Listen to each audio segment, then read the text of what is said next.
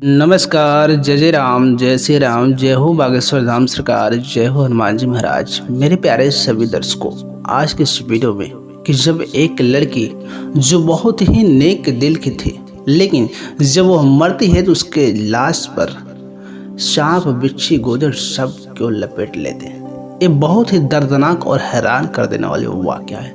अगर आप इस कहानी के अंत तक बने रहते हैं ना, तो वाकई में आपके जीवन में कुछ न कुछ सीख दे करके जाएगी। तो चलिए बिना देरी के इस कहानी को हम शुरू ही करते हैं। एक बार की बात है, एक गांव में हिंदू और मुस्लिम दोनों समाज के लोग रहते थे और एक लड़की थी जो मुस्लिम समाज की थी। वो बहुत ही नेक दिल की थी। वो हिंदू और मुस्लिम में फ़र्क नहीं रखती थी। हर किसी के बच्चे को नेक रास्ता दिखाती, शिक्षा दिया करते थे। वह लड़की हिंदू के मंदिर में पूजा भी करने जाती थी और मस्जिद में अजान भी करने जाती थी। वह किसी में भेदभाव नहीं रखती थी, सबसे मिल मिला करके रखती थी। बहुत ही नेक दिल की लड़की थी, इसलिए उस गांव के लोग उसे बहुत ही भला ही मानते थे, क्योंकि वह टीचर थी। अपने घर पे बच्चों को बुला करके फ्री शिक्षा कोचिंग दिया करती थी। उसके बदले में जो लोग खुशी से दान समझ कर उसे कुछ दे दिया करते थे, वह ले लिया करती थी। बाकी किसी से जोर जबरदस्ती नहीं था। वो बिल्कुल निःशुल्क बच्चों को शिक्षा देती थी, इसलिए उसके पास अच्छे खासे पैसे हो गए थे, जिससे उसका खर्च चल जाता था। क्योंकि उसके माँ बाप इस दुनिया से जा चुके थे, इसलिए वह घर में अकेली रहती थी। और बच्चों को शिक्षा देने के बाद उसे जब टाइम मिलता था, तब भोजन पकाने के बाद में जो है, अपने घर का सारा काम करने के बाद वह मंदिर और मस्जिद दोनों में जाया करते थे। किसी भी व्यक्ति से कोई शिकवा, कोई गिला नहीं था। लेकिन गजब की बात तो तब हो जाती जब उस लड़की की एक दिन रात्रि में ही सोते सोते ही उसकी मृत्यु हो जाती है। अब पूरे गांव वालों को ऐसा मालूम पड़ता जैसे सांप सूंघ गया कि आखिरकार इस लड़की को हुआ क्या कि अचानक इसकी मृत्यु हो गई। कुछ लोगों ने कहा कि चलो ठीक है, जाने वाले को कौन रोक सकता, हो सके इसकी यहीं तक की जीवन लीला थी। अब उसे दफनाने के लिए लोग तैयारियां करने लगते हैं, क्योंकि वह मुसलमान थे।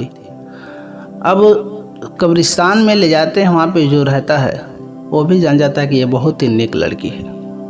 वह जानता था कि बहुत नेक और बहुत पवित्र लड़की है। वह अपने आप को बहुत भाग्यवान समझता था कि एक नेक और पवित्र लड़की को आज मिट्टी देना है। इसलिए वह बड़ा ही खुश था। वो अपना पूरा सामान लेकर के पहले से ही तैयार था कि आज मैं कब्र को खुद ही खोदूंगा। वो गोरखा जो होता है, जो कब्रिस्तान में कब्र खोदता है, वो बड़ा ही खुश होता है। फावड़ा कुदाल लेकर के वह सोचता कि सबसे पहले मैं ही कब्र को खोदूंगा। अभी लोग पहुंचे ही नहीं रहते तो उसके पहले वो कब्र खोदना शुरू कर देता है। और जब कब्र खोदता है तो उसमें पत्थर ही पत्थर निकलते हैं। वह सोचता है कि चलो इस जगह पे पत्थर है तो किसी दूसरे जगह पे कब्र को खोद लेते हैं। लेकिन जब दूसरे जगह पे खोदने जाता, वहाँ भी अच्छी मिट्टी नहीं मिलती, वहाँ भी कंकड़ ही कंकड़ निकलने लगते हैं। अब वो सोचने लगा कि सब जगह कंकड़ पत्थर यही निकल, अब करूँ तो करूँ क्या। तब तक गांव के लोग जनाजा लेकर उसका निकल पड़े। पूरे गांव के लोग, बच्चे से लेकर बूढ़े तक, सभी लोग उसके जनाजे पे आ रहे थे। वह देख करके बड़ा हैरान होता कि आज तक मैंने ऐसे जनाजा नहीं देखा। बच्चों से लेकर बूढ़े तक सभी लोग उसके जनाजे पे आ रहे हैं। इतने सारे लोग उसके जनाजे पे आ रहे हैं। आखिर ये लड़की बहुत भाग्यवान है कि इसके जनाजे पे इतने सारे लोग आ रहे हैं। बहुत ही नेक और पवित्र दिल की लड़की थी। उसके बाद चाहे जैसा भी हो, वहाँ वह कब्र खोद करके तैयार कर देता है। और सब लोग जब उस जनाजे को ले करके आते हैं तो यह गोरखन पूछने लगता है कि आज तक मैंने ऐसे जनाजा नहीं देखा कि कब्रिस्तान में बच्चों तक चले आए। बच्चों को लोग लेकर के नहीं आते हैं, लेकिन आज बच्चे भी कब्रिस्तान में चले आए। लोगों ने कहा इन बच्चों के लिए लड़की माँ समान थी। इन बच्चों की माँ से ज़्यादा लड़की प्रेम करती थी, बच्चों को शिक्षा देती थी। इस वजह से सभी बच्चे अपनी माँ के जनाजे पर आए। ये बच्चे कभी अपनी माँ से जुदा नहीं होना चाहते थे, इसलिए ये बच्चे भी अपने आप को रोक नहीं पाए, इसलिए अपनी माँ के जनाजे पे आए। यह सुन करके गोरखन के आंखों में आंसू आ जाते हैं। बस जनाजा तो तैयार ही रहता है, उस लड़की की डेड बॉडी को लोग कपड़े में लपेट कर उस कब्र में रखने ही वाले थे। लोग क्या देखते हैं कि जैसे वो कब्र में डालने ही वाले थे, उसमें से 2 मुंह वाला सांप निकल कर वहां पर बैठ जाता है। अब तो लोग हैरान हो जाते हैं कि अरे इस कब्र में सर्प कैसे आ गया। अब दूसरे कब्र को खोद करके लोग वहां पर डालने जाते हैं, लेकिन जैसे फिर से उस कब्र में उस लड़की की डेड बॉडी को डालने ही वाले होते तो सांप बिच्छू गोजर फिर से निकल जाते हैं। 2 जगह 3 जगह 4 जगह कब्र खोद करके देखा जाए, हर जगह यही हाल होता है। लोगों ने सोचा अरे लड़की तो बहुत नेक और पवित्र दिल की थी, आखिर इसने ऐसा क्या किया था कि धरती माँ भी इसे स्वीकार नहीं कर रही हैं। हम लोग तो जानते थे कि बहुत नेक और पवित्र दिल की है, लेकिन कुछ न कुछ इस दाल में काला है। इस लड़की ने कुछ ऐसे गलत कर्म किए जिस वजह से इसे धरती भी स्वीकार नहीं कर रही है। अब लोग कहते हैं कि इस लड़की की दफन करने से पहले चलो इसकी किसी मौलाना से इसका जांच करते हैं। अब उस लड़की को लेकर वहीं पर रख देते हैं और जाते हैं गांव में। एक मौलाना साहब होते हैं, उनको लेकर के आते हैं। कहते हैं मौलाना साहब, लेकिन ये लड़की बहुत नेक और पवित्र दिल की थी। और मौलाना साहब बहुत पहुँचे हुए मौलाना थे। उन्होंने कहा कि हो सके ये लड़की आप लोगों के नज़र में बहुत ही नेक दिल की थी, बहुत ही अच्छी थी, लोगों को शिक्षा देती थी, लेकिन क्या पता ये रात्रि के समय में जिस्म का धंधा करती हो, क्योंकि उसके माँ बाप नहीं तो बिल्कुल अकेली थी। लेकिन ऐसा क्यों, इस बात का पता तो वो बच्चे बता सकते जो उनके पास में पढ़ते थे। अब जब जितने बच्चे थे छोटे छोटे जो उसके पास में शिक्षा लेते थे, पढ़ाई करते थे, उनको इकट्ठा करके पूछा गया कि जो तुम्हारी दीदी थी जो मर गई, क्या वह कोई गलत काम करती थी? एक साथ एक मुख से सभी बच्चों ने जवाब दिया कि नहीं नहीं, आज तक कभी हमने उनको कोई गलत काम करते देखा ही नहीं जो मैं बताऊं। लेकिन कुछ लोग कहते हैं कि भले ही वो दिन में अच्छे कार्य करती थी, लेकिन ज़रूर रात्रि में कुछ गलत काम करती थी, जिसकी वजह से आज मिट्टी भी उसे लेने से स्वीकार कर रही है, धरती भी उसे मना कर रही है उसकी डेड बॉडी को लेने से। ये लड़की बहुत ही चरित्रहीन थी, रात्रि के समय में अलग अलग मर्दों के साथ में रात्रि बिताया करती थी, इस वजह से इसके साथ में भगवान ऐसा कहर बरसा रहे। अब इस स्वार्थ रूपी दुनिया के वही लोग जो उस लड़की को नेक और पवित्र मानते थे, और उस लड़की को जब धरती ने स्वीकार नहीं किया तो वही लोग उस लड़की को ऊपर कीचड़ उछालने लगे, तरह तरह की बातें कहने लगे, बच्चलन कहने लगे, जिस्म का धंधा करने वाली कहने लगे। अब उस लड़की के ऊपर लोग कीचड़ उछालने लगे। लेकिन जब तक किसी की गवाही ना हो, कोई सबूत ना हो, कैसे उसको गलत साबित कर सकते हैं? मौलाना ने कहा कि हो सके आप किसी को ऐसे गलत साबित नहीं कर सकते, पहले उसके बारे में उसे पता लगाना होगा, उसके बाद ही आप किसी को गलत साबित कर सकते हैं। तो बच्चों ने एक सुराग बताई कि बहुत दिन पहले एक सहेली इनके पास आया करती थी। इनके पास में इनकी एक सहेली आया करती थी, अगर हो सके तो आप लोग उनसे पूछे तो कुछ सुराग मिलेगा। अब पता लगाया जाता है कि सहेली का घर कहाँ है। अब सहेली के घर पे जाते तो पता चलता है कि सहेली की शादी हो अपने घर पे चली गई। फिर इस लड़की के घर पे संदेशा जाता है, उसके बाद उसकी सहेली को वहीं पर लाया जाता है जहाँ पर उस लड़की की डेड बॉडी पड़ी हुई थी। तो मौलाना साहब ने कहा कि तुम इसकी सहेली हो, तुम इसको अच्छे तरह से इसको जानती पहचानती हो, लेकिन इसको लोग नेक और पवित्र मानते थे, लेकिन आज इसकी डेड बॉडी को धरती स्वीकार नहीं कर रही, मिट्टी स्वीकार नहीं कर रही है। उस लड़की ने कहा कि हम दोनों में बहुत घनिष्ठ मित्रता था, हम दोनों सहेली एक दूसरे के बिना नहीं रहते थे, ये बहुत मेरी अच्छी और खास सहेली थी, लेकिन इसकी एक वजह थी जिसकी वजह से मैंने इससे दोस्ती तोड़ दी, इसका साथ छोड़ दिया। मौलाना साहब ने कहा कि ऐसी कौन सी बात थी जो तुमने इससे दोस्ती तोड़ दी?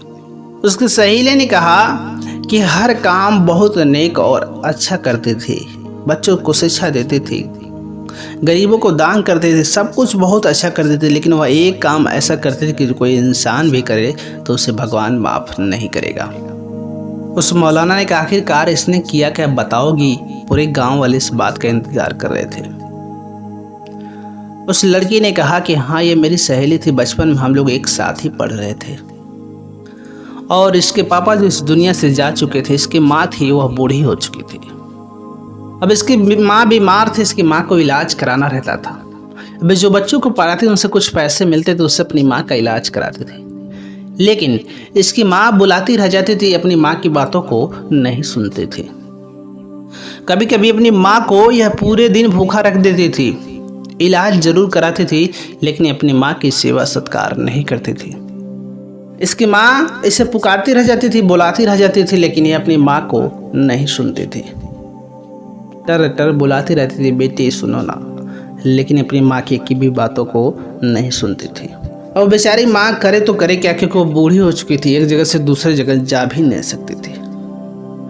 लेकिन बात एक दिन की गजब हो जाती है। मैं उसके घर पे गई हुई थी और इसकी माँ जो है पानी के लिए चिल्ला रही थी, बेटी मुझे पानी दे दो, बहुत ज़ोरों से प्यास लगी है। और मैं वहाँ पर गई तो मुझे लगा कि इसकी बेटी इसे पानी ला ही रही होगी इसकी माँ, लेकिन मेरी सहेली खाली हाथ आ रही होती है। उसके हाथ में पानी का गिलास नहीं था, वो खाली हाथ आती और अपनी माँ को एक लात मार देती है। कहती है तू क्या क्या मांगती रहती है, तेरी वजह से मेरी ये हाल हुई, मुझे आज क्या क्या करना पड़ता है, तू आज मुझे एकदम परेशान करके रख दिए। मैं बच्चों को पढ़ाती हूँ, इधर उधर भटकती हूँ, मजदूरी करती हूँ, अरे तुम मर क्यों नहीं जाती हो। वो अपने अल्लाह से यही इबादत करते थे अपनी माँ के लिए, लेकिन उसके अल्लाह को उसकी बात स्वीकार नहीं होती थी। गजब की बात तो तब हो जाती है, एक दिन मैंने उससे कहा कि जब तुमने अपनी माँ को एक थप्पड़ मारी थी ना, तो मेरा दिल दहल गया था। अरे तुमने अपनी माँ को मारी थी, लेकिन चोट मुझे लगा था, वो तुम्हारी माँ है।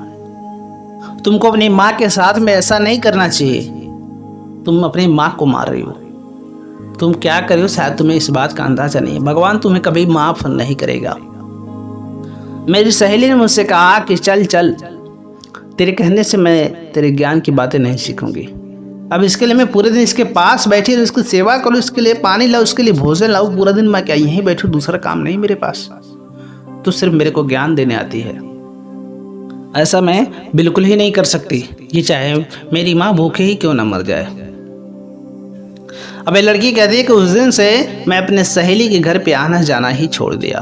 मुझे उस बात का बहुत कष्ट, बहुत तकलीफ हुआ, इसलिए मैं उसके घर पे आना जाना ही छोड़ दिया था। अब वो दिन रात अपने अल्लाह से ही बात करती थी कि हे अल्लाह, क्यों ना मेरी माँ को इस दुनिया से उठा लेते हो। उसकी माँ नहीं मर रही थी, और एक दिन गजब की बात तो तब हो जाती है जब उसकी माँ बहुत भूखी और प्यासी होती है। अपनी माँ को भोजन और पानी देती, लेकिन उस भोजन में जहर मिला देती। बेचारी उसकी माँ जो है उसी बिस्तर पर भोजन करने के बाद इस दुनिया को छोड़ करके चली जाती है। शायद उसकी माँ की बदुआ इस लड़की को लग गई है, क्योंकि ये लड़की अपनी माँ को ही जहर देकर के मार देती है। जिसकी माँ ने इसे बचपन में पाल पोस करके बड़ा किया, इसके लिए रातें रातें जागती रही, अपने नहीं सोई इसको सुलाती रही, इसको इतना सेवा सत्कार किया, लेकिन इसने अपनी माँ को जहर देकर के मार दिया। इसलिए इसका कोई पता नहीं चला कि यह कैसे मर गई। किसी ने जाना, किसी ने नहीं जाना इस लड़की की कैसे मौत हो गई, क्योंकि इसको इसकी माँ की बद्दुआ लगी है। एक कहा जाता है कि माँ की दुआ कभी खाली नहीं जाती, इसको इसकी माँ की बद्दुआ लगी है, इसलिए आज इस धरती भी स्वीकार नहीं कर रही है। इस धरती की मिट्टी भी इस लड़की को स्वीकार नहीं कर रही है। कोई भले ही कितना ही नेक काम कर ले इस धरती पे, लेकिन जिसने अपने माँ बाप को रुलाया ना, उसे भगवान कभी माफ नहीं करता। जैसे इस लड़की ने अपने माँ को रुलाया था, माँ को जहर दे करके मार दिया था, वैसे इसके मरने के टाइम इसके साथ में भगवान ऐसा कर रहा है। ये सब जान करके पूरे गांव हैरान हो जाते हैं कि क्या अल्लाह इसकी कोई फिक्र करेगा, कोई रक्षा करेगा, जिसने अपनी माँ के साथ में ऐसा किया। इसलिए हम सभी को चाहिए, चाहे वो कोई भी मजहब का, चाहे हिंदू हो, चाहे मुस्लिम हो, चाहे सिख हो, चाहे ईसाई हो, हम सभी को चाहिए कि अपने माँ बाप की सेवा करें, उन्हें किसी प्रकार का कष्ट ना दें। क्योंकि अगर हम माँ बाप की सेवा करेंगे, माँ बाप खुश रहेंगे, तो मेरा हर काम सफल होगा। इसलिए कभी भी उनकी सेवा में कोई चूक नहीं करनी चाहिए। अगर आप माँ बाप को रुलाते हैं और बाहर दिखावा करते हैं तो कोई मतलब नहीं होता है। इसलिए सबसे पहले माँ बाप की सेवा होती है। मेरे प्यारे सभी दर्शकों, आज की यह कहानी यहीं पर समाप्त होती है। ये कहानी आपको अच्छी लगी कि नहीं लगी, इस कहानी से आपको क्या सीख मिली, आप कमेंट बॉक्स में ज़रूर बताइएगा। मिलेंगे हम आपसे एक और नई अच्छी कहानी के साथ, तब तक के लिए नमस्कार।